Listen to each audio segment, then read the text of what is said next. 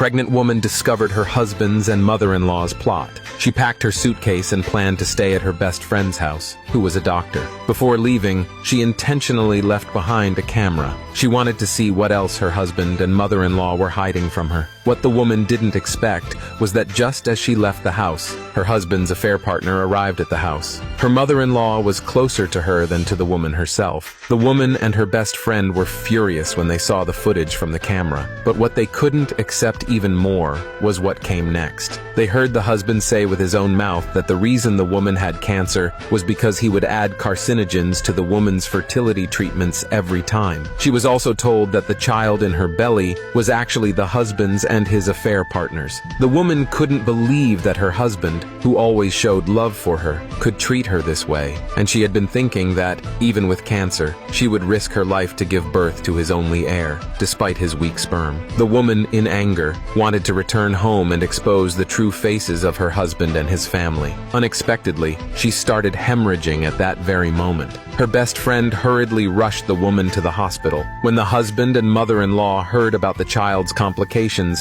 they hurried to the hospital. They anxiously waited outside the operating room. The doctor came out and informed the family that the patient's condition was critical, and asked them to decide whether to prioritize saving the woman or the child in her belly. Without hesitation, the husband and mother-in-law chose to prioritize saving the child in her belly. Little did they know that inside the operating room, the woman had already induced labor and removed the child. She even arranged for a courier to deliver the child's ashes to her husband's family shrine in 2 months. It turned out that the mother-in-law and husband planned to hold an ancestral ceremony for the child right after its birth in 2 months. They would hold an ancestral worship ceremony for him the moment he was born, and on the same day, they intended to have the husband and his affair partner get engaged. The woman walked out of the operating room. To deceive her mother-in-law and husband, the woman still faked a big belly. When the mother-in-law and husband saw that the child in her belly was fine, they excitedly thanked the woman's best friend. The woman couldn't hold back and pointed out that she had just heard in the operating room that the husband and mother-in-law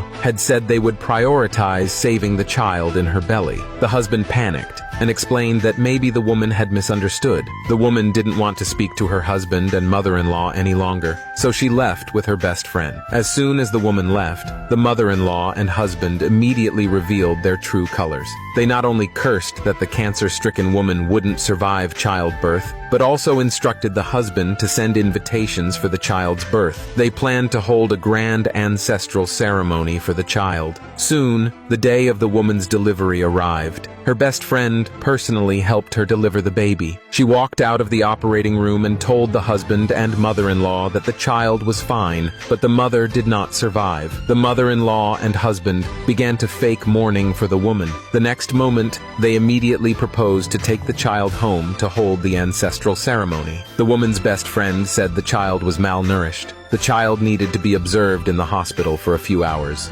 Later, she would personally deliver the child to the family shrine. After the husband and mother-in-law left for the shrine, the woman walked out of the operating room healthy. She was here to get her revenge on her husband and mother-in-law for plotting against her. It turned out that her husband's family was a famous local aristocratic family. Her husband was the only male heir in the current generation of the family. Her husband's 3 aunts all hoped he wouldn't have a son. That way, their grandson would be able to inherit the family fortune. And because of this, the mother-in-law and husband placed immense importance on the child in the woman's belly. The child's birth would mark the 10th generation of the family's head. This meant that the family legacy would continue for 1,000 years. The mother-in-law and husband invited many well-known local families to celebrate the child's birth. Unexpectedly, at that moment, a delivery man walked in. He said that the delivery was for the husband and required his signature. The husband felt confused. He was about to open the package, but the woman's mother-in-law stopped him, thinking it would bring bad luck to open a package from the woman on such an important day.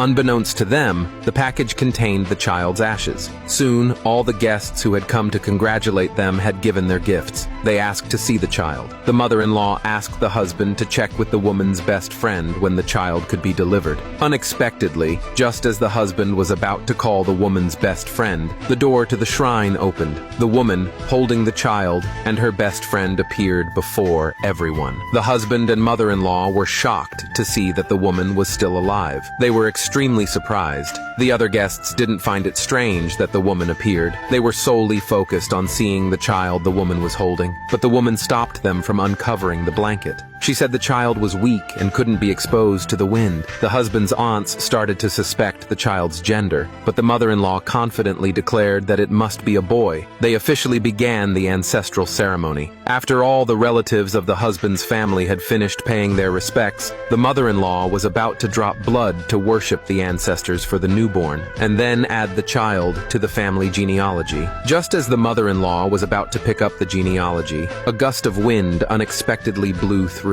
It not only blew the genealogy to the ground, but also knocked over the shrine's memorial plaques. The woman then tossed the child she was holding into the air. To everyone's surprise, the child was wrapped in paper money. The woman took off her coat, revealing the mourning clothes she wore underneath. She then took out the child's memorial plaque. The mother-in-law angrily demanded to know where the child had been hidden. The woman pointed to the package that her husband had left aside. She said the child was inside that package. The mother-in-law and husband were so shocked by the woman's words that they were left unable to stand. Sure enough, as the woman had said, inside was an urn filled with ashes. In fear, the husband dropped the urn on the ground, smashing it.